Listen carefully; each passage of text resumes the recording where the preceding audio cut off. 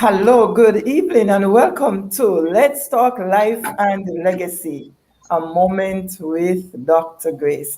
It's been a pleasure sharing with you each evening, and today we have an exciting topic, one that we intend at the end of this, that each of you who has come to share with us will leave with lots of wisdom and the ability to understand all about this monster called human trafficking. Did you know that an estimated 24.9 million victims are trapped in modern day slavery for sex or labor? Are you aware that of that amount, 4.8 million, which is 19% of that, are sex slaves? Are you also aware that the human trafficking industry has become one of the most profitable? And how do we grapple with all of these challenges? So this afternoon, as we share with you, we are going to be exploring the questions on what exactly is human trafficking? Who are at risk? How do we stop this human trafficking?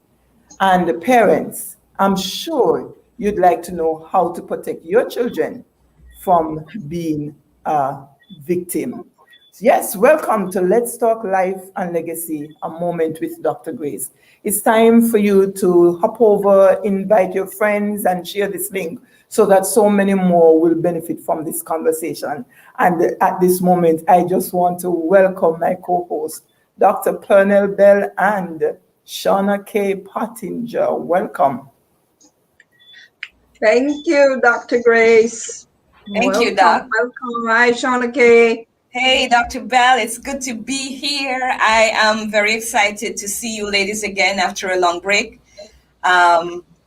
Looking forward to this conversation this evening. Not necessarily so much to say that I'm excited about it, but I'm excited for what it will accomplish in terms of bringing awareness to a very pervasive and crippling issue to our lives as human beings. So I'm looking forward to the conversation. It will definitely be a sobering one.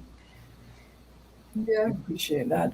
Dr. Grace, I'd really love to know what actually inspired you to feature human trafficking as a subject matter that you think was relevant for our audience this evening. I appreciate you asking that question, because when we look at what's happening in our society today, I believe that this matter of human trafficking is as much a pandemic as the COVID-19. It is that bad. I honestly believe it is. Remember, some time ago, we dealt with another topic where it says a pandemic within a pandemic. This is another. And without any question, I believe that this monster has interrupted our lives for far too long.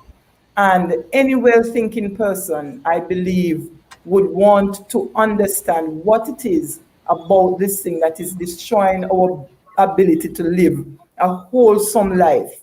And why is it that so many persons are being drawn into this? And Dr. Bell, we just did a repeat of this whole post-traumatic slave syndrome. And when I look at the dynamics of what's happening with human trafficking, it appears to me that the only legacy that some people will ever have is that same post-traumatic slave syndrome. And we need to change that. It is pointless for us to continue our lives being threatened and challenged in these ways nowadays. And so this evening, we want to unpack some of these things that has been threatening the fabric of our society, right. Threatening our family, and so on. So that's the essence of why I thought this was relevant for our conversation this evening. Excellent.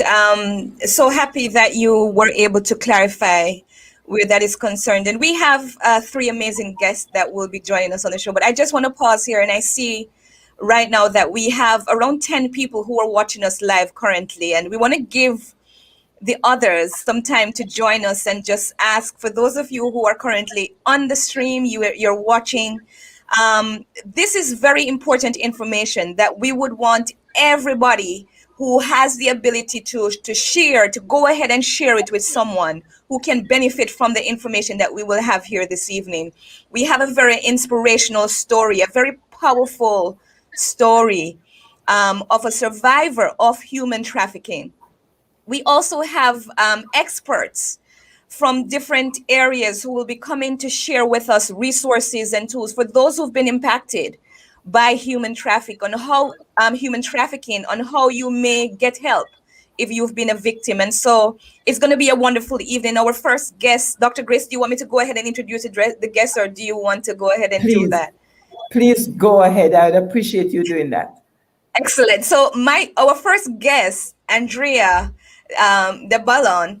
I actually hope that I didn't butcher the name just now. I've been working so hard trying to pronounce that over the past couple of minutes. Dr. Kelly in my mind, and I just completely just made a mess of it. Forgive me. But Andrea, You're still human, right, Dr. Bell? Yes. she will be sharing her personal story, Dr. Bell, a very powerful story on how she was able to survive the vicious hands of what Dr. Grace just described as modern day slavery. And her story has been one that has been a source of inspiration. She's been all over telling her story, but I am in particular very grateful to have known her myself. And one of the things that I can say about Andrea is that Andrea is almost like when she comes into your presence, you feel God working through her. It's like she walks and breathe God everywhere she goes. And that was my very first impression of her. And sometimes when you see people have that kind of aura, it really, it draws you in.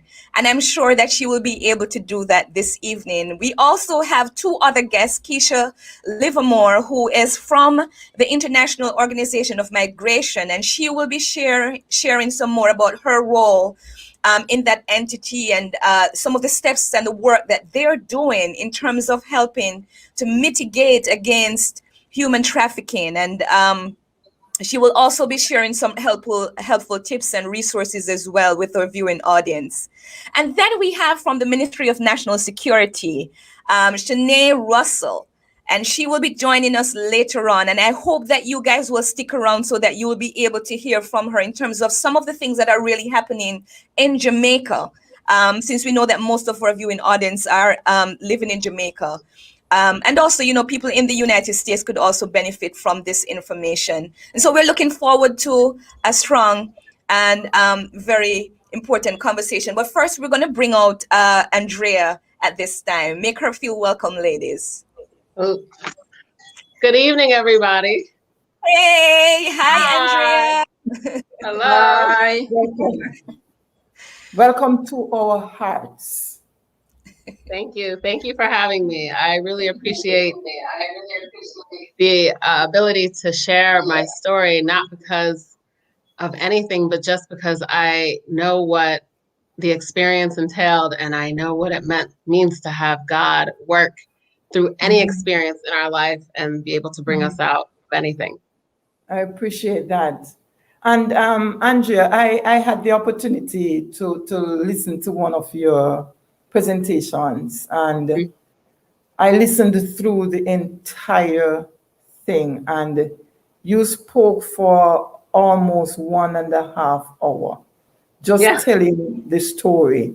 And when I listened to it, I know we do not have that much time on this program, but when I listened to it, Andrea, I wish we could have all of it been told just the way you did it. I came up with one thought, and that is, the sense I got is that you've been to hell and back, and most importantly, how God rescued you. Can you, in the very shortest possible way, how can you summarize that for our listening audience, for them to understand what happened, where you have been, and how you've been rescued? Yes, thank you. I always start with a short word of prayer, and that will help me. So I'm going to do the same. That's Heavenly fine. Father, Lord, today is a moment, Lord, that you want me to share not for me to receive anything, but for you to receive all the glory. So please cover me, my mind and my thoughts, Lord, and allow your spirit to prevail. In the blessed and mighty name of Jesus, amen. So when I was 15, I was invited by a friend of mine to go out and to a party. And we went to a party and we hooked up with the people who were in charge of the party and who were the main features of this event, and ended up going back to a hotel. And that was where my friend and I got separated. And that was the first time that I had been raped. So with that being said, then the next day they had coerced my friend into going to New York, and they were all part of the same entourage. And my friend, I was 15, my friend was 16. And so with the two of us being so young, I believe that, so after sharing this story for the first time in January, and I had never actually thought about it or went into great detail about it, because it just wasn't, it was something that I really only used when I worked for a company called Nurse Family Partnership, and those girls had been products of rape. Those girls had been raped, or their mother was raped, and that's why they were here. So that was the only time I ever talked about it. And it wasn't until someone had asked me to speak in January that I ever shared the beginning to the end from my perspective of the story, of the experience. And so I can say that I didn't even realize that I was trafficked. So now as I continue to unfold what happened, I start to see God opens up my eyes to really illuminate what was happening and why things transpired the way that they did. But my friend, they coerced her. And as we were talking, they drove past. So there was no intention of taking me home, as that was my request. And so they originally, these weren't even the perpetrators for the trafficking. These were just the people from that party, from this rapper that we had went to see. So they put us in and would come by, but that lessened. And with that lessening, the money lessened, and there was still coercion with my friend to stay in the area with hopes to meet people. And I think what they wanted us to do was to kind of be out there so that our story wouldn't last, that I got raped that evening. And so with that being said, throughout those couple of weeks, 2 weeks there, so many different things transpired. And as we were looking for help on the pathway to help, we ran into a young woman walking on the street, and she said, "Oh, I have someone who can help you." And she took us to the very first pimp that we met. And within the next couple of days, from what I recall, he then took us to other pimps, and they separated us immediately. And then, of course, gave us the spiel about don't say anything, don't, if you try to do anything, then you won't see your friend, and vice versa. So that's what started that entire situation. So it started with going out, doing something wrong. And so then I had this sense of guilt, like I put myself into the situation. And then moving forward with them putting us in that apartment, and then then us having to leave that apartment abruptly because of different things that transpired there. Then we never saw the first initial set of men again. And of course they slept with us and they brought people through. I think it was like they would call it the Bat Cave. So I think it was just a place where they would take females and different things like that. And then we ran into that girl, like I said, on the street. And that from there, 6 months of being subjected to prostitution, and I would only see my friend on the strip, and I would see her with bruises, and she would get beat up if she didn't perform or make enough money. And so I would try to perform to give her money and work hard. And so it was an experience that I would say I can never fully understand all the details of it. When I look back and I really had to work through this thing, it was quite it's quite shocking to see that I'm still alive today.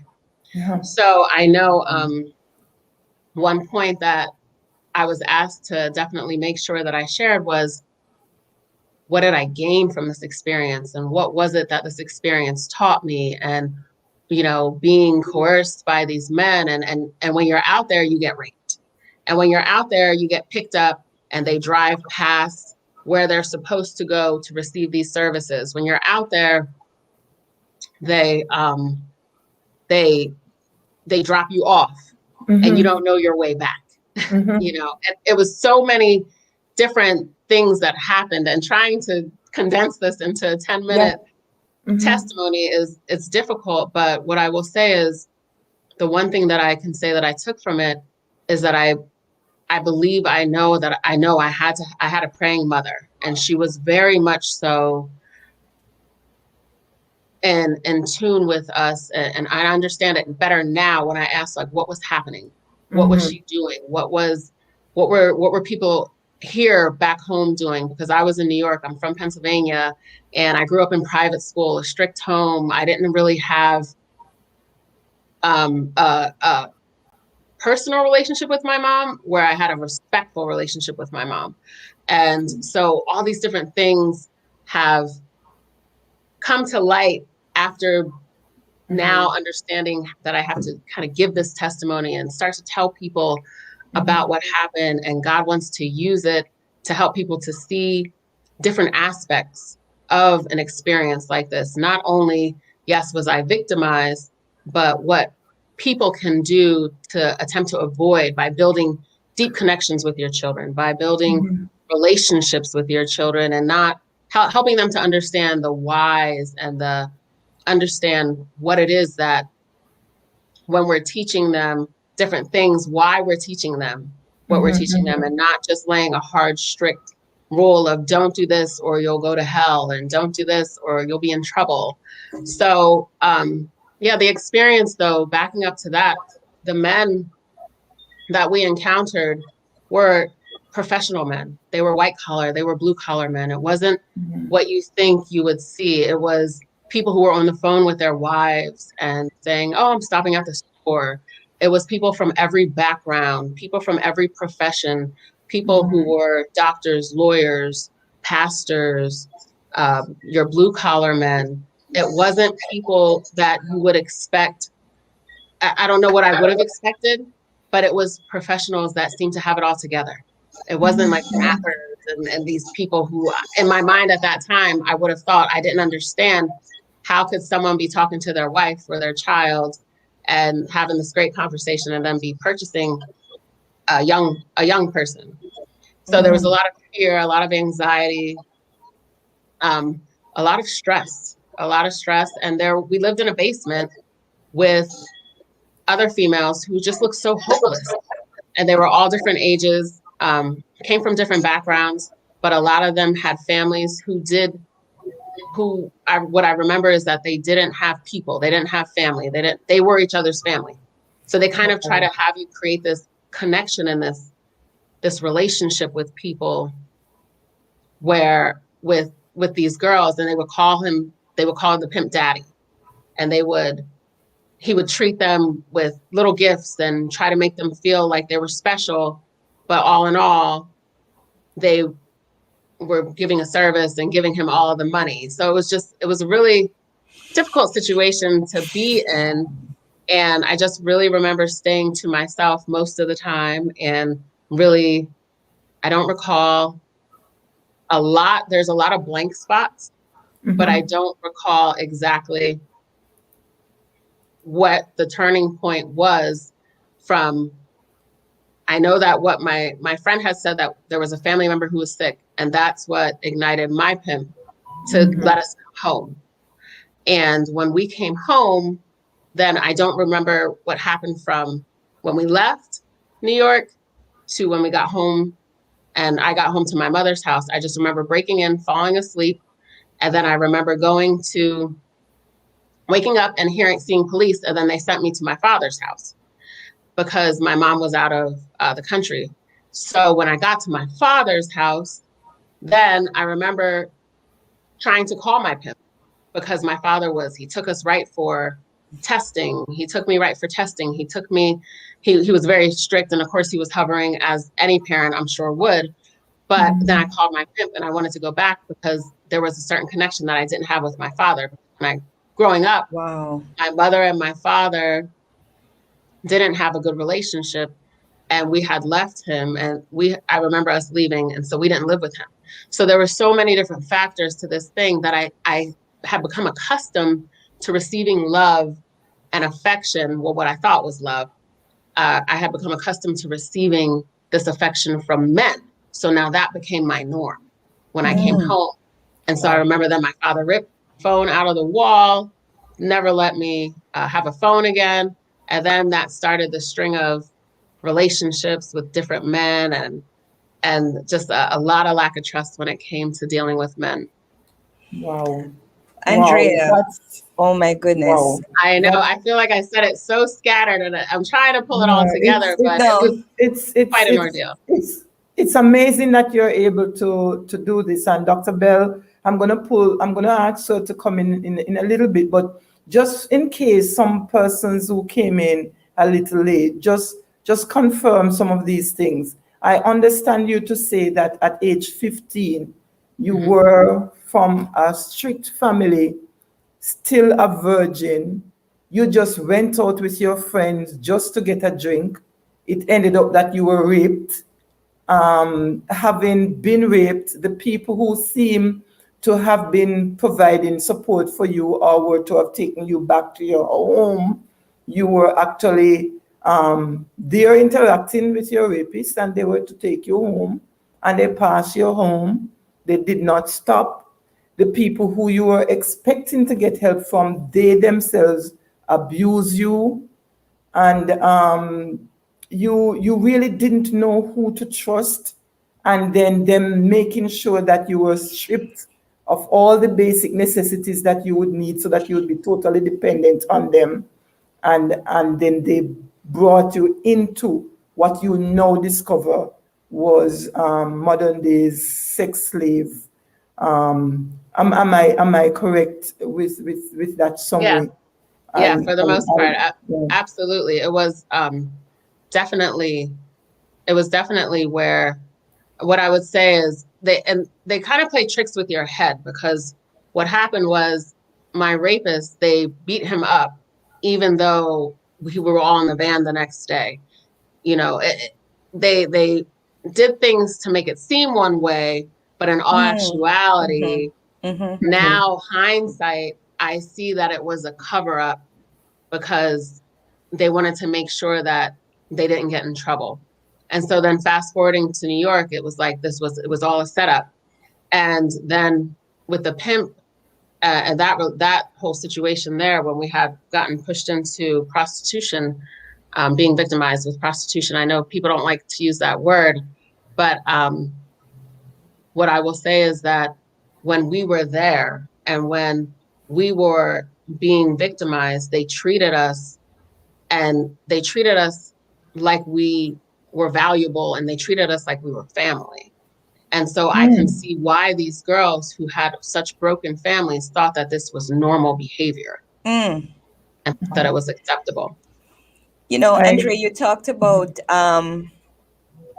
the very first time something pulled that story out of you was your interaction with other young women. But I'm very interested to know about your general feelings about or messaging to a young person like yourself who would have been raised in a home where a mom would have thought that they're doing the very best thing in protecting you from the dangers that life has to offer out there, and they view it as a prison currently. Can you just talk to those young women about, you know, what's on the other side of this, and so on, and really, if you could offer any word of advice also to the parents, because I do believe that that's also, it's like there's it is a two-way street. it's a dynamic that's going on there between both parent and child. So if you could just speak to that for a little bit. Absolutely. So speaking to the young ladies who don't even realize that when you have parents who are trying their best with the resources that they have, they're doing the best that they have in their capacity to give and their capacity to raise you, understand that it is a love that, and they're trying to protect you from the unknown. They're trying to protect you from people who would take advantage of you, some knowingly, some who are in your same situation and they don't even realize that they take advantage of people. So before you throw out, because I remember we used to say it was just a strict house and just strict with rules. Before you throw out the fact that they love you and say they just want to control you, it's really a protective factor that mothers and fathers put into place, because a lot of us have had experiences that so many of our youth will say, that won't be me. That's not me. I won't go through that. I'll do it differently. But what we find is that it might take a different course, but it ends up at the same point, with hurt, with pain, with heartache, with being taken advantage of. And listen to the wise counsel of others. Don't go to your friends for advice and counsel. Go to your parents. As much as it might be painstaking to hear sometimes, it is very difficult at times when you know your parents have your best interests at heart, to hear them say everything you want to do and hear them say that's not what's in your best interest. And then to parents, I would say to be more open and reasonable in the sense of understanding that the teenage mind is different. It functions differently. Their thought processes are different. The way what they hold valuable is valuable to them.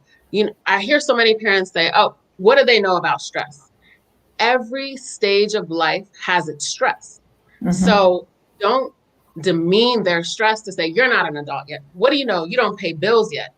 They're going through a social change. They're going through a time where they need to know, where they're looking to be valued, where they're looking to try to fit in. They're growing and developing. And so what happens is parents just kind of brush off the fact that youth have challenges and that they have stressors and that they have conflict within themselves, and say, you don't know anything because you're not an adult. And what you're actually doing is shutting them out. So then they're going to go to their friends. They're going to go and make these decisions because they don't know why. They're not being validated. That was the word I was looking for. They're not being validated in what their thought process, they're thinking, or what they think is good and important. I remember talking to my daughter and she said to me, well, Mom, every good relationship, you have to kiss because you have to seal it with a kiss. And I'm thinking, that's seal it with a what? I'm like, man, forget a chastity belt. I'm getting like a whole muzzle. But truly, I'm like, no, we don't seal things with a kiss. But I don't want to just demean her and say, oh, that's this, or throw it out the window. I get into their mind, help to try to understand what they're thinking and why they're thinking what they're thinking. What have they been watching? Who have they been talking to? Who looks like because they might have a friend who looks like she's having so much fun talking about all this kissing and all this stuff. And she could be a victim. She could be being victimized by an uncle, by a friend, by a neighbor, by an older boy, by a boy her own age. So we just have to really take time to be intentional in our relationships with our children, and not just brush off what they say, and paying close attention.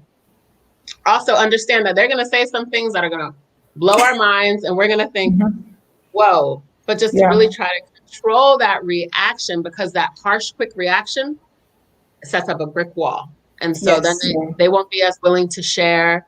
And then you have a situation like mine where I jumped off of my roof to go out that night. I wasn't allowed to go out. I had never drunk. Oh my goodness. I didn't drink any alcohol. So that was one thing. No, I didn't go out to drink. I just went out because my friends said, let's go. I didn't actually even want to go. It was just that I didn't have anything else to do. I didn't. And also that's another thing too. I would say to parents, make sure you put your children in activities and keep a close eye and keep them engaged in life, especially at a young age, where they're help to grow them where they're in their strengths. Really appreciate this. And Dr. Bell, I could see you're there just thinking through this from a psychological perspective. This is We're talking about life and legacy. Someone having gone through that, what, from a psychological perspective, how can someone survive those things and still have a life and hopefully not leave a legacy of trauma? Hi, Andrea. Thank you so much. So much. That was so inspirational. Just hearing from you, somehow, the pain that goes with that. And this is why, when we think of what you've been through, you so eloquently explained all that you went through. So I hear guilt coming out, experiencing severe guilt. There's also post-traumatic stress disorder that usually comes from a situation like this, having gone through a trauma. And so persons who have gone through trauma will relive the traumatic event or have unwanted memories of that event and end up with severe both emotional and physical distress. They want to avoid places, people, and places that remind them of those events. And sometimes there's like a dissociation where you feel like you're outside of yourself, you're not the person. And that's because of, again, that is because of repeated trauma. So, and also there could be depression and anxiety going along with those other psychological diagnoses. And that could lead to substance abuse, eating disorder, and continued promiscuity. So they're just having to deal with a traumatic situation can have those psychological impact. But it's obvious that one can survive. And I think one of the things that I had said earlier on another program is that we don't continue to be victims. We must emerge as survivors. So it is important to say I'm not a victim, I am a survivor, because victims tend to lay down and continue to be victimized. Survivors rise up. And so through psychotherapy, through religion, our religious belief, we can emerge and survive and provide that legacy in terms of lessons learned and advocacy. How can we then help to prevent this happening to someone in my community and into the wider nation? And Andrea, you're doing a beautiful job of now becoming an advocate, talking against human trafficking and bringing us into awareness of what happens. And I'm sure when our other guest comes on, they will isolate some of the very things that you went through in terms of that Romeo romance that you talked about, where you felt like family, but it's all a manipulation, part of the kind of a fraud that they're using to earn monies from vulnerable people. So again, we can survive this through therapy and other means in terms of us emerging as survivors. Really appreciate that, Dr. Bell. And Andrea, when I listened to Dr. Bell and review your story while she was talking, I see you as one who has been through the entire gamut. And you are now at the survivor state, being an advocate. And we just want to salute you for that this afternoon. You're doing an absolutely great, phenomenal job. So we want to salute you for that. And also for owning for owning the space that you found yourself in. Experience. You recognized it, you own it, and you seek to have done something about it. The other thing that I was very impressed about and also thankful is that in this part of the story that I heard before now, you mentioned that when your dad took you to get the test and stuff like that, the Lord Yes, protected nothing. you. There was no Yeah. STIs, none of those kind of challenges. And but not everybody would have that same faith. So thank you for being such a phenomenal person and for allowing the Lord to use you. And we have some other questions, and you will stay with us because we will come back to you for you to share at a Thank you. different level. But people want to know, those who are on the platform listening, the parents, um, and guardians, and even young people who are listening now or who will be listening to repeat, they want to know about prevention and what it is that the authorities can do, or that they are doing right now. And we have Mrs. Livermore, and I am going to ask Dr. Bell to just bring her on so that she can share with us a little of what it is that they do and how they provide answers to parents.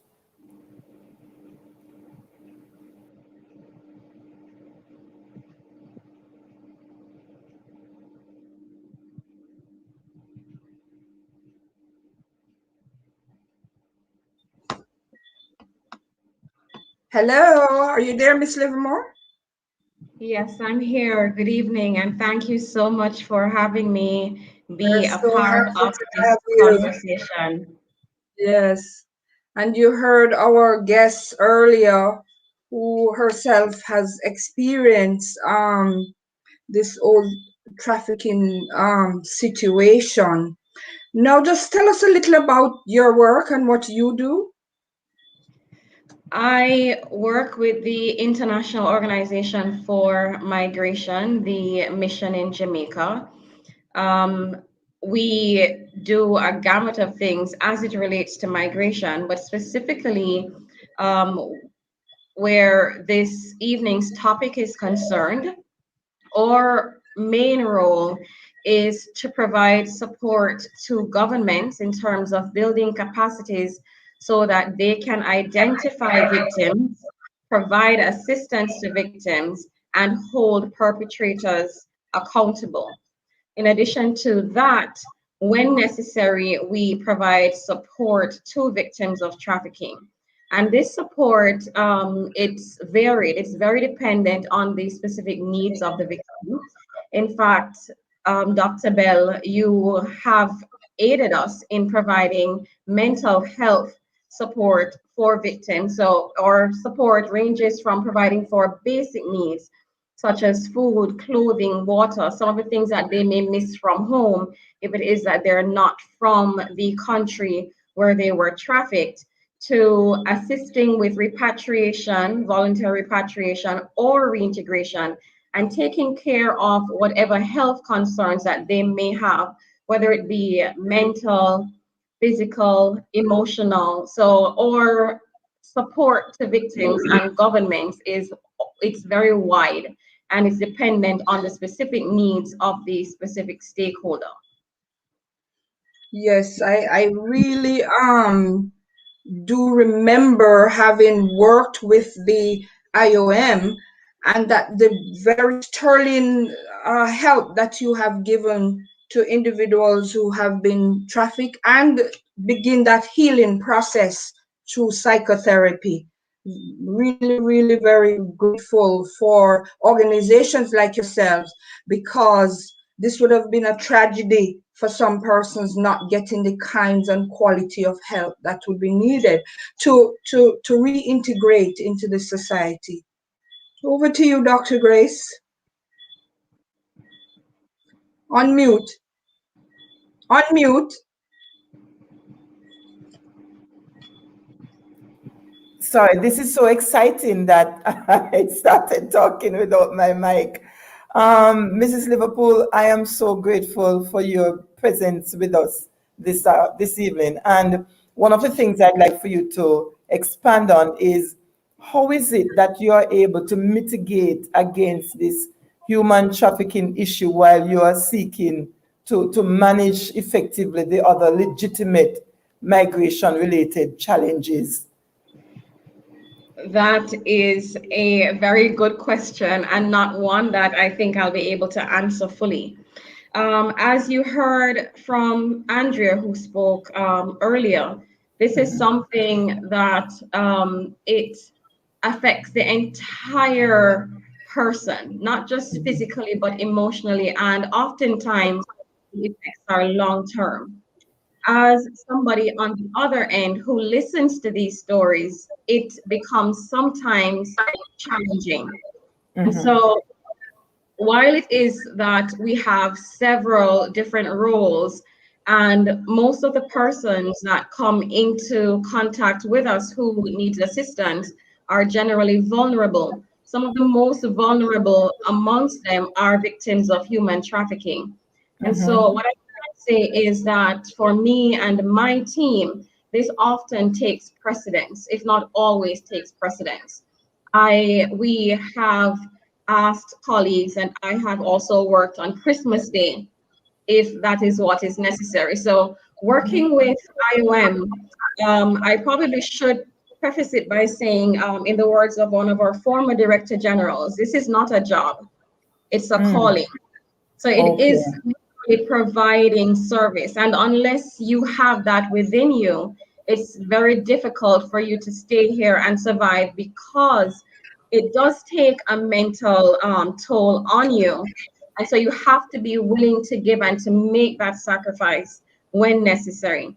So it isn't something that is easy in terms of making sure that all of our different portfolios are fulfilled. But I have to say that the team that I have in Jamaica, they are committed, they work hard, they don't get paid overtime, by the way, but that has not stopped them from answering a phone call at midnight or on the weekend or on a public holiday. So it's a 24/7, and as you said, it's a calling and not a job. So having Definitely. listened to Andrea, you find that that is typically, it depicts typically what persons would have gone through, and what support or what advice would you have, if any, additional ones to give to parents and in treating with these persons who are coming through, who are working through the trauma? Okay, I would just like to say that while Andrea's story is, I wouldn't say it's typical, because what we have seen is that criminals are very ingenious. And Okay. while we often hear of sex trafficking, people are trafficked for several different reasons. We've had, once somebody can make money from it, trafficking is demand driven. You will be exploited for whatever service that you can provide for somebody. So we've had persons who've been trafficked for drug trafficking. We've had agriculture, household slaves. So there's a gamut of reasons why somebody might be trafficked. Now, as you would have seen or heard from Andrea, children are particularly vulnerable, especially when they are at their teenage stage, where they believe that nobody understands them. And like, I think, I don't remember which, if it was you or Andrea who said that their parent just wants to control them. And so it's a very challenging situation, and it has to be dealt with carefully. Parents need to be aware, they need to arm themselves with information, they need to be open and honest with their children. As Andrea mentioned, it's important that you take a step back, that you're not judgmental, that you listen, that you pay attention. You need to know what your child is doing on the phone, especially now during COVID, because what we have found is that increasingly women, girls, boys are being exploited via the phone, via social media. So it's, it's not something that is easy at all for you to manage. Parents need to pay attention. It's important too that your children's mental health well-being is taken seriously. And this is something that I don't think we talk about enough in Jamaica, or that we address in a particularly positive way. You know, we are of a culture where you expect persons to deal with it and move on. And so a lot of us, parents, adults, this is how you were raised. And so we continue that cycle, not paying attention to the fact that the world is completely different now. The challenges, the vulnerabilities are completely different. And oftentimes we don't even understand them fully. So it's important that we talk to our children, that we listen to them, that you know who your children's friends are, that you know where they're going, and that you also have a good relationship with the teachers, because something might be happening with your child that you miss, but the teacher might notice that a behavior is a little bit off, and that is one way for you to pay attention and to address something. I greatly appreciate that. And one of the things I like is that you helped us to expand in terms of the idea that trafficking is not only for sex or drugs, but it's for hospitality work.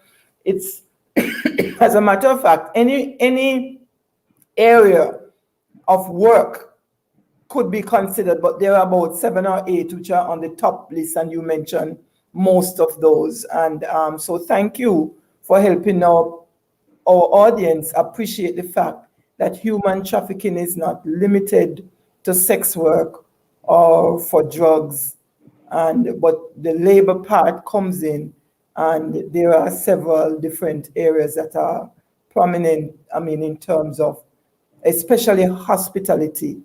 Persons just realize that they are being disenfranchised, and some of them they don't even know, because they are so happy to be able to get an extra opportunity to earn foreign exchange, and so that too can be very attractive to them. I appreciate your contribution so far. We will be talking with you again.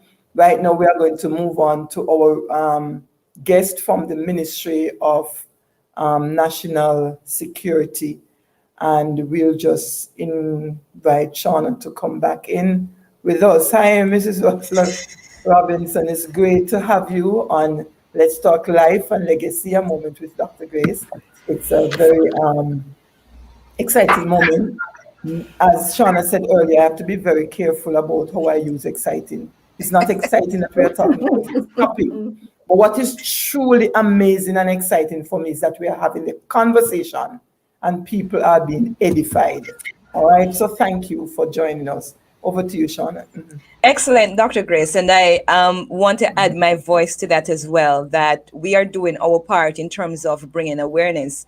What an amazing segment we had just now, where we learned that there are different ways through which people can be exploited. But Mrs. Russell-Robinson, thank you so much for joining us. I know that you work with the Ministry of National Security in Jamaica, which really is responsible for investigating and trying to rid the country of things like human trafficking.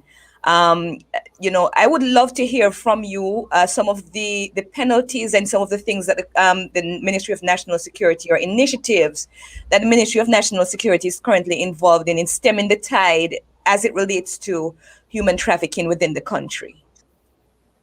Okay. First thing, thank you for having me. I am trying not to say excited, like Dr. Grace, but I'm excited to be here in the terms of to share with others what we are doing and how to protect themselves from trafficking in persons, because we know that the message has not reached each and everyone, and it is very important for each and everyone to know about this horrendous crime, especially our children. Okay, so first and foremost, Jamaica is a signatory to the United Nations Palermo Protocol. That's a protocol to suppress and punish trafficking in persons, especially women and children. And subsequent to signing on to that protocol in 2004, Jamaica would have enacted our domestic legislation, which is the Trafficking in Persons Act of 2007. So that's the Trafficking in Persons Prevention, Suppression, and Punishment Act. And in that act, we would have defined trafficking in persons, and it would entail all the forms or most forms of trafficking which Keisha Livermore would have highlighted earlier, some of the forms. And that is also one of the myths, I would say, that we are trying to dispel, that trafficking is not only sexual exploitation or quote unquote prostitution, as some persons would say. It also involves forced labor, domestic servitude or domestic slavery, child soldiers, although not in Jamaica, but it's also a form of trafficking, forced marriages, and debt bondage, and the list goes on. In that act as well, the penalty for trafficking in person is a maximum of 20 years. We would have increased the penalty in 2013 from 10 years to 20. However, a convicted person can get an additional 10 years if there are aggravating circumstances within the case. So that puts the maximum to 30 years if there are seen to be aggravated circumstances. Aggravating circumstances include if the victim is a child, if the victim would have contracted STI during the trafficking process, if there was a deadly weapon that was also used within the trafficking process, and things like those. To date, we have convicted, I think, about 8 persons, and that's since 2010. And we have had one appeal case, which thankfully for the system, the case was upheld. And that is the case of the Queen against Roe and Ebanks, where he went to the Court of Appeal and the Court of Appeal would have upheld the conviction. To date, also, we have rescued over 100 victims in Jamaica, and most of our statistics dated back to 2010. So that would put us at an average of, probably 10 victims per year. That minuscule in the grand scheme of things, because as you would have highlighted, there are millions of persons who are enslaved in the world, and we know that there are many persons in Jamaica who are still in slavery. However, we still grapple with persons not being able to identify trafficking in persons, and I think one of the ways in which we can get the message out there is through forum like this, of persons, to get persons to know what is the crime, how to identify the crime, and where to report the crime. And so we normally tell persons, if you have a session like this, you can invite us, especially session with your youth or your children. We're always willing to come and assist and spread the word so that persons are able to identify what trafficking persons is. And some of the red flags to look out for are, if you see a person or 2 persons and you're normally talking to one, or you speak to party A, say party A and party B, and party A never answers you, party B is always talking for party A. On behalf of. Right. Something might be wrong. Not necessarily that something is wrong, but it's just a red flag to say, this looks concerning. Yes. So that is a red flag to also look out for, because trafficking or traffickers don't normally want their victims to be conversing or communicating with other persons. And so that is why they employ control mechanism to keep them within the trafficking process. And another thing too, persons don't normally have their identification documents, which is also another means of control. So the first thing the trafficker will normally do is to take your documents, if is it that you have documents on you. So if you see someone or know of someone and they don't have any ID at all, no passport, no driver's license, no form of identification, something might be wrong. Not saying again that it is wrong or something is definitely wrong, but these are just signs to look out for. Right. Untreated wounds, physical wounds, sometimes those are things to look out for as well, because normally traffickers use physical abuse as also a means of control. Yes. Right. To get their persons in line, or to say, if you try and do something or if you try to escape, this is what we can do to you. Right. Wow. So yes. Do you have any real stories that you are aware of in terms of actual events that have happened where, I mean, you're not going to share any names or anything, but do you have any stories of any incidents that you guys were able to step in, intervene, and these victims have been restored back to normal life, similar to what's happening with Andrea. Andrea is a successful nurse right now. She's doing very well. She's able to get her life back. She has a beautiful family. How many of the victims that have been rescued have been able to get back to normalcy in terms of their lifestyle?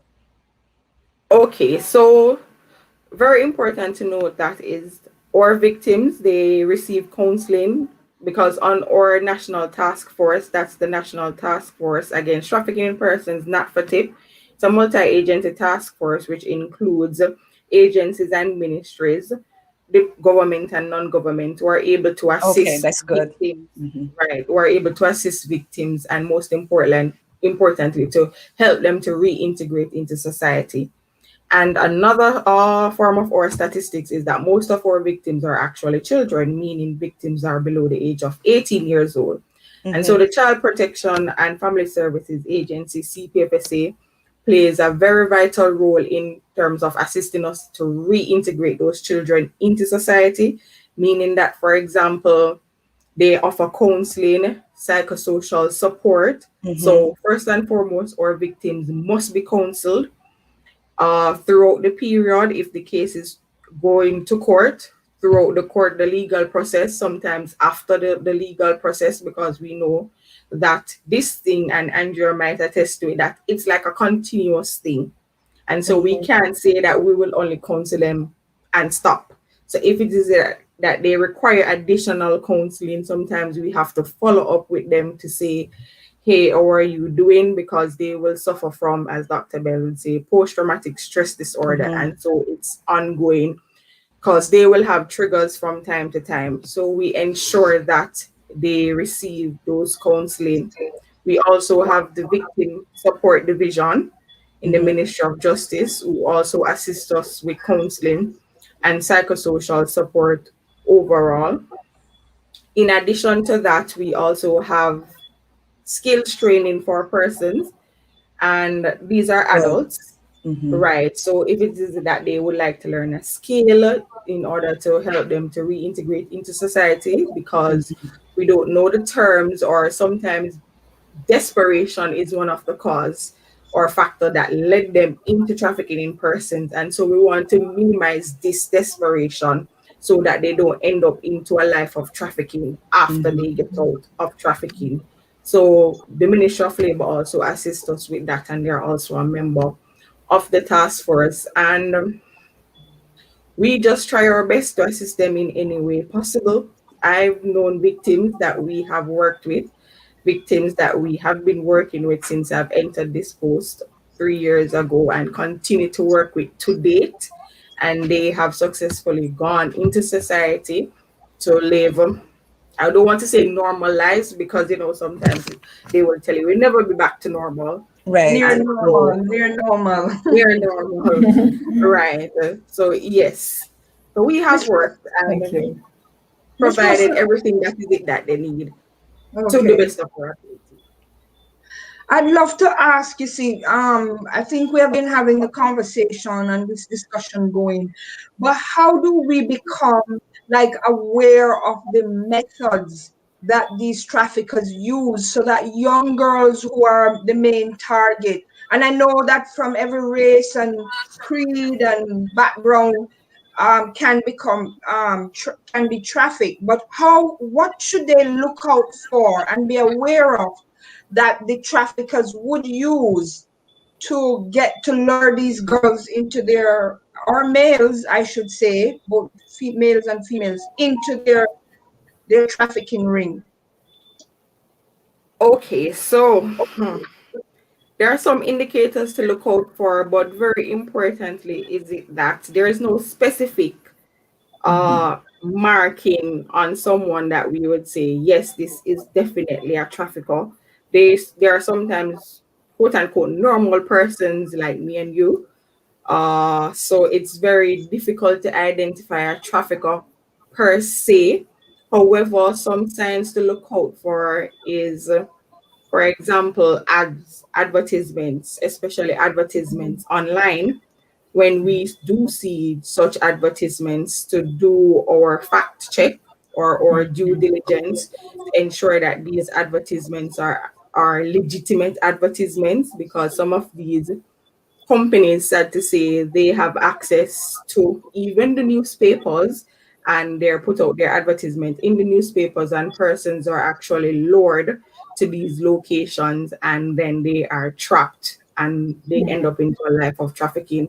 So especially, I would say, call the Ministry of Labor, call someone, even say it to a friend or a colleague, somebody or a family member, to say, hey, I've seen this ad, what do you think about it? Or even look up the company, because sometimes these companies are nowhere to be found. There is no such company as, ABC, Absolutely. for example.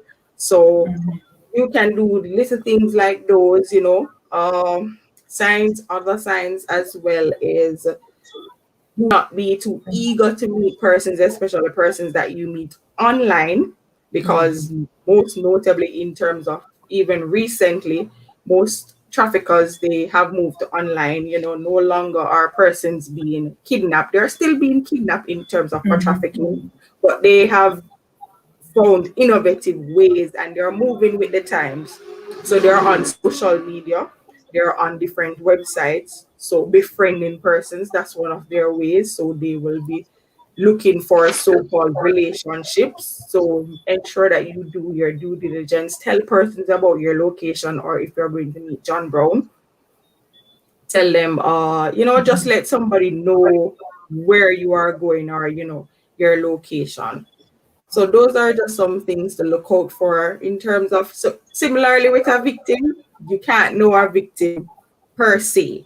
Sometimes there are some identifying, marks, but not everyone will look the same, and you can't really pinpoint to say, hey, that person is a trafficker or that person is a victim, because we've had traffickers from the normal person that we would say to a person that, that is not so much of an upstanding background. The spectrum is very wide. Another thing too that I would love to bring out in this forum too is the fact that trafficking can be like say, take a child from the country, bring the child into Kingston, and the child becomes a domestic servant in the home, and maybe also underage. Speak to that, Mrs. Russell Okay, Robinson. so Sorry. that is all right. So that is what we call domestic servitude.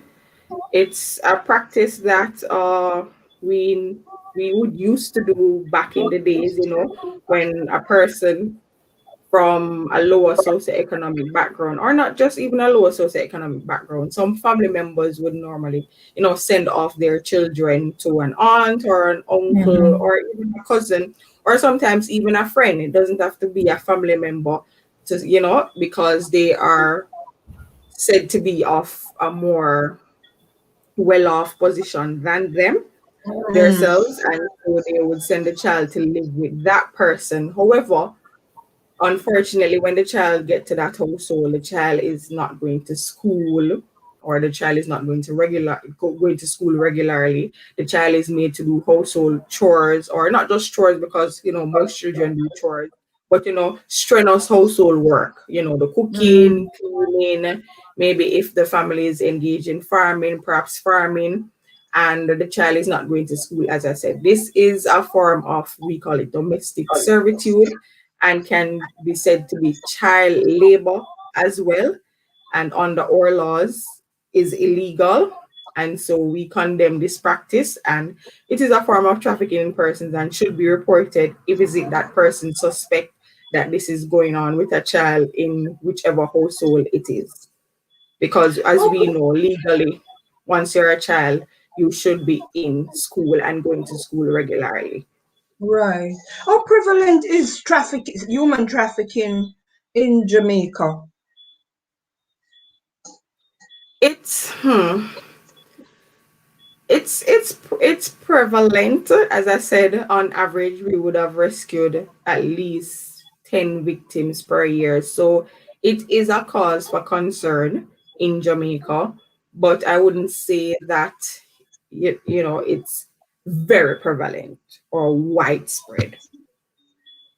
Okay.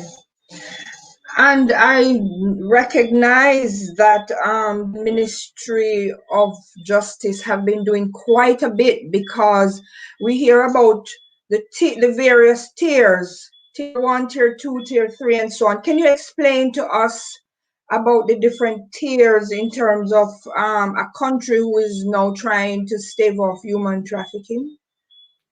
And Okay, where is so Jamaica on that tier? okay.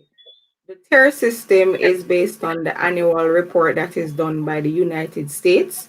So the United States produces an annual report on trafficking in persons where they assist the most of the countries within the world, not all but most, where they assess the activities undertaken by the government for a particular year. It can be a calendar year or a financial year, activities that they would have undertaken for that year to combat trafficking in persons, mostly in the areas of prevention, prosecution, and protection. So it's protection of victims, prosecution of offenders, and prevention of the offense.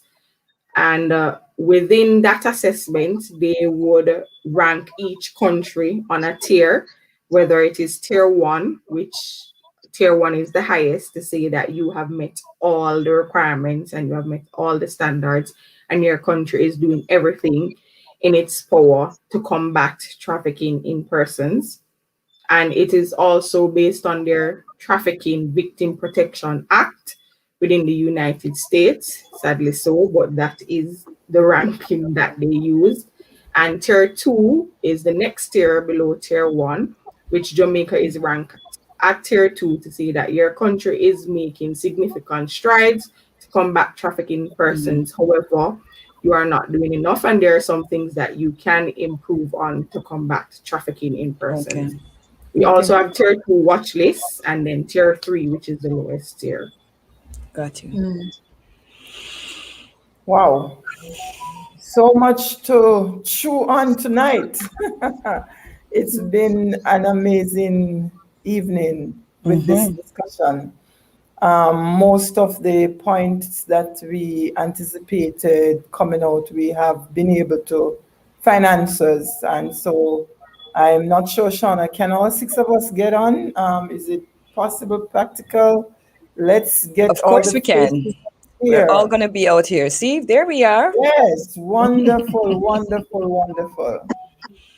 All right, so we are moving now into the speak up segment, and this is a segment where our guest would ask their questions, whether they write them we're mostly writing them in the chat, or we can highlight some other areas. One camera is off. Would like to see everyone. All right, so we have answered most of the questions.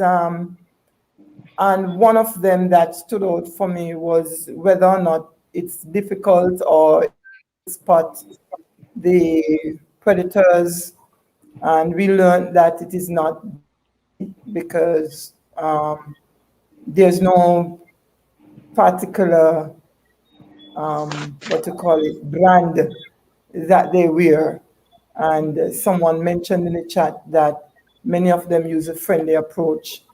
And so we have to be very careful. We have to also recognize that even family members could be the very ones who are subjecting our people.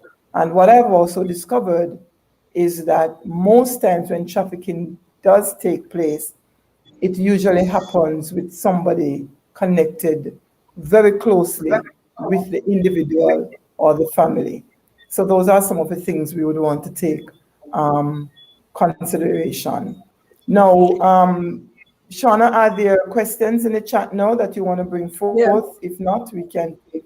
There are some questions, but I think most of the questions that are there are questions that have already been covered. For instance, just now, Mrs. Robinson covered this question in terms of red flags and signs that we could look out for to spot a possible situation. But you could summarize. She could quickly summarize it again. It stands out.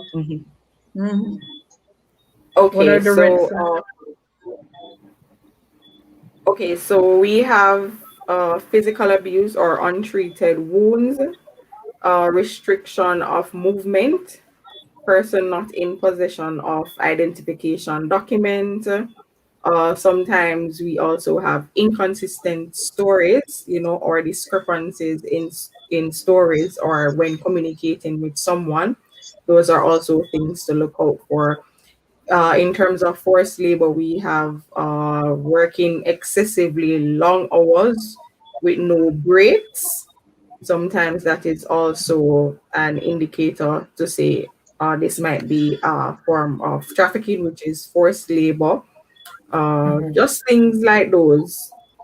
Those are some of the red flags. Appreciate that. And I remember some time ago there was this doctor in our region. I'm in the northeast region of Jamaica, and there was this young girl who came in to see her because she was ill. But there was this man who was always hovering around, and the girl would look very timid and afraid. So the doctor became aware that something wasn't right, and so she kind of got to the girl to see if she was okay, and she signaled that she wasn't okay. And when the doctor quickly called the police, recognized that the girl was actually a human traffic, and it was sex trafficking. And that was it was a Wow. big case here in Jamaica because the doctor was so astute enough to recognize that Mm-hmm. that red flag of timidity, not being able to Speak talk up freely. as you would, because and Mm-hmm. always looking at the person for approval, and Right. that fear and anxiety that she Mm-hmm. recognized that something was going on, and save that young lady. I'm sure you're aware of the case because it's one of those cases that are would be spoken about in In the forums media. like this Mm-hmm. that we are having. I Right. think it would And also, I would like to something, add on to go that. ahead.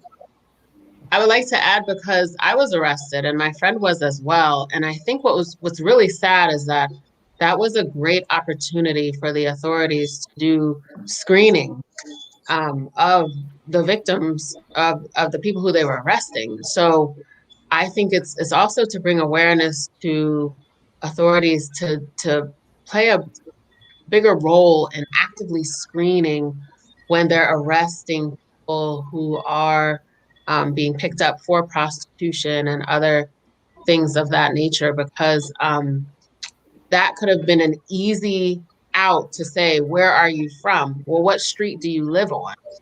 Tell me more about New York. Tell me more about, they could have easily screened myself and my friend, but because we didn't get arrested at the same time, or we weren't in the same, there was something there that I know that I wasn't there with her. It wouldn't have been easy to just shout, hey, help us. So I think it's something that a lot of these institutions, like, um, well, at least even just the police officers, they should be screening for those things, and they should be Mm-hmm. doing a more active role. And when they're picking up young ladies and picking up women, doing their part. Excellent I point. appreciate that comment. And here we have Nurse Chambers comment said that in the medical field, sometimes patients present with their family members who don't know much about them and refuse to let them answer questions for themselves. So in the medical field, they are trained to do that, to pick up on those signs and signals. And one of the things that I believe the support is that every family need to teach their children or the members of the family a code. We've got to get to that point where you teach a code. So you have a code. If something is wrong, you send that code to the family, the text message or something like that. So if somebody look at your phone, they can't pick up what that is. Only you and your Mm-hmm. family will know that code.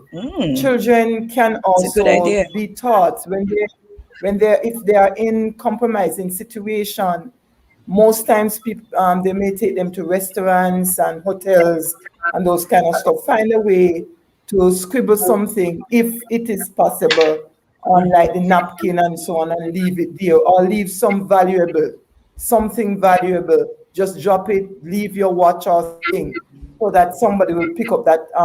So these are some of the things that we need to be doing to be people, so that we can know how to protect ourselves or how to give signals.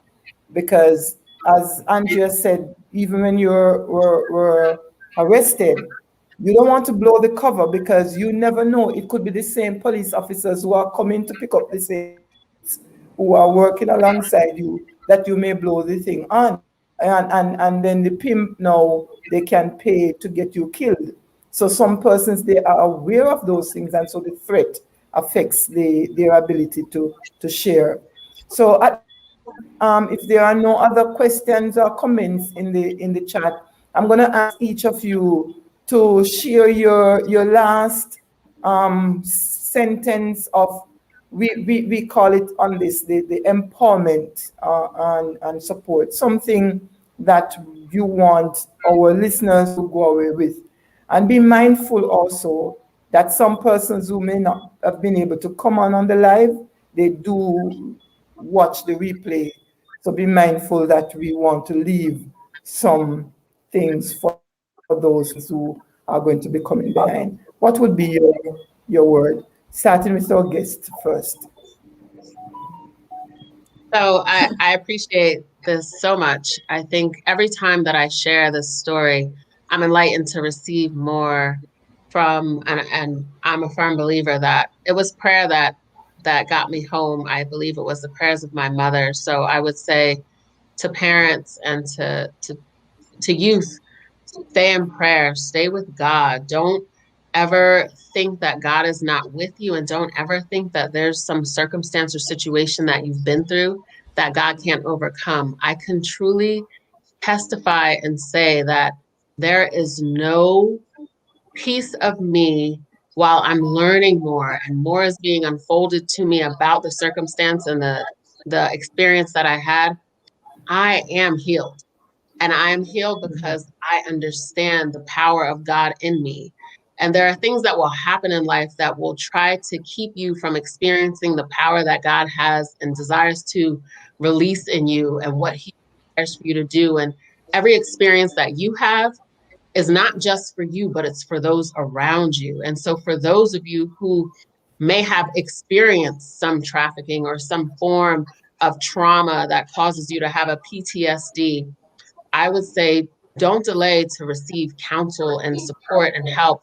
And most importantly, if you're feeling shame or guilt, because that was a big piece of mine coming home, I should never have snuck out. My mom told me, my parents told me, I grew up in church, so I knew you don't do things like that. So it was just the result of my bad action, cause, action, reaction, cause, consequence, or I don't have it right. But so basically just knowing that there's no shame, there's no guilt. There are things that will happen to you. You might not make the best decision, but it doesn't give someone the authority to take your vulnerable position and use it to defile you. But Absolutely. know that in your vulnerable position that they use to try to defile you, through and through the word of God, you'll see how God takes that and uses it to elevate you. So don't allow anything or anyone to compromise your identity in Christ. God is so good. Amazing, amazing, amazing. And from the perspective of a grief and bereavement therapist counselor, Dr. Bell, I am going to own this space right now to say to her that I see that you have experienced true healing. Healing. God is so good. Healing. Yes, you Yes. have, Certified, because that's certified the only healed. way. Yes, that's the only way you could own that and not feel shame and guilt because you have gotten through it. And maybe I was waiting for another time to announce my 2 additional stages of grief, Dr. Bell. I haven't even yet shared it with you, but I'm going to be brave enough to share it. that the 5 stages of grief that Kubler-Ross speaks about, in terms of being angry, first of all, the denial, then the anger, then the depression, then the confusion, whatever, and then right to acceptance. I am saying there are 2 missing ones. Empathy. After you've gone through all of that, the only way you can appreciate what somebody else is going through is empathy, because you cannot say, I understand what you're feeling. You can only say, I can appreciate what you're feeling, because empathy is having the experience with a as if component. You can grade me on this, Dr. Bell. The next one, you have to have compassion. And what you have done, Andrea, you have demonstrated empathy, and you are living through this aspect of compassion, because compassion, the best version, the definition that I heard is that you are going to be, somebody's falling off a cliff. You know that you are going to fall if you stretch your hands to rescue them, and you still do it anyhow. You know that you could have been ridiculed, Andrea. You know that life could have been so different, but you've given your life into serving others so that they will not have to have the experience that you have. So you are validated tonight. And I'm going to put copyright Grace Kelly 2021, the 2 other levels or stages of grief, empathy, Amen, and compassion. Thank you for sharing. And we'll give our other guest the last words. Okay, good night again, everyone. I would just like to start off with what you said earlier, Dr. Grace, when you said it's important that we have a familial code or something that we communicate if we're in danger, so that we can ask for help. But I would want to add to that to say there are times when people cannot ask for help or don't necessarily self-identify, specifically if they are afraid that they will be hurt if they do, or a loved one might be hurt, or as Andrea said, if they self-blame. And so there are times when people don't ask for help because of specific reasons that are unique to them. And so it's important that for all of us listening tonight, that we pay attention and that we report. We look for the red flags. If something doesn't seem right, then report it. Do away with the informal culture, and let's return to the time when we were our brother's keeper. Fast and neighbor business if necessary. Pay attention. If somebody's there working, not coming out, you see that they're not eating properly, they look afraid, they're not talking to their neighbors, please, say something, report it. That was how I think one of the first cases that I assisted with in Jamaica was identified, as in somebody went into a home to take care of, I think it was plumbing or something, and realized that the household helper looked undernourished and was being asked to do several things that were not in line with a regular domestic helper.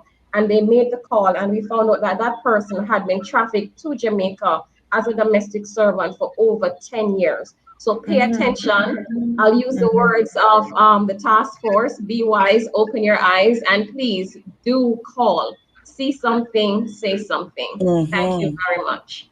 Excellent. Appreciate that. I think that's it. I'm sure you have a word. Probably just to add that we salute all our survivors. So I salute you, Andrea, and we, the task force, salute you, because as we say, we are survivors, not victims anymore, because yes, Dr. Grace, you have overcome the situation, and thank God, because not many or not everyone make it out. So by the grace of God, you are here, and that means your purpose is still being fulfilled like many others. And so I would like to add our numbers to call if you would like to report something or a suspected case or a suspicion. You can call the 1-888 Protect for child victims. That's 776-8328. And you can also call our anti-trafficking persons vice squad in the Jamaica Constabulary Force at 967-1389. So those are the numbers to call if you'd like to report something. We're always willing and able to assist because one victim is one victim too many. Amen. Yeah. Did I say amen? Yes, you did. Amen. We have in One church Amen. even victim here. is one victim too many. All right. And I must acknowledge Dr. Simon Bombale, or Dean of the Department of Religion at NCU. I appreciate you being on this conversation. He says, very educative. Thank you, Dr. Kelly and guests. So the thanks is to all of you. Thank you. Shauna, Dr. Bell, do you have a word? Dr. Kelly, I just want to pause and affirm you for using your platform for this very reason, to bring light on a very pervasive issue that not only affects us in Jamaica, because I don't know about anybody else on the feed here tonight, but I learned a lot about what is happening in terms of human exploitation, that is not just limited to sex trafficking, but it's also expanded to drugs and other areas where people are being exploited because of their bodies. And so thank you so much for using your platform tonight. And I just also want to add my voice in saluting Andrea for coming forward with your story. But it's a story of triumph, it's a story of victory, a story that demonstrates at its core that when you are under divine guidance and protection, there is absolutely nothing that can harm you, no matter what man intended for you. And I'm so happy that you have chosen to use this platform this evening as a place to just share your story. And it has certainly inspired me, and I have no doubt that it has also inspired those of us who are on here and those who are watching. So thank you for joining us today. Before you speak, Dr. Bell, Dr. Peterkin, Vincent Peterkin, Dean of the College of Humanities, Behavioral and Social Sciences, Associate Vice President at Northern Caribbean University. We are very grateful that you came on. The numbers are repeated on the screen. They are 888-776-8328. 876-967-1389. So those are the numbers for persons to call in case there is need for it.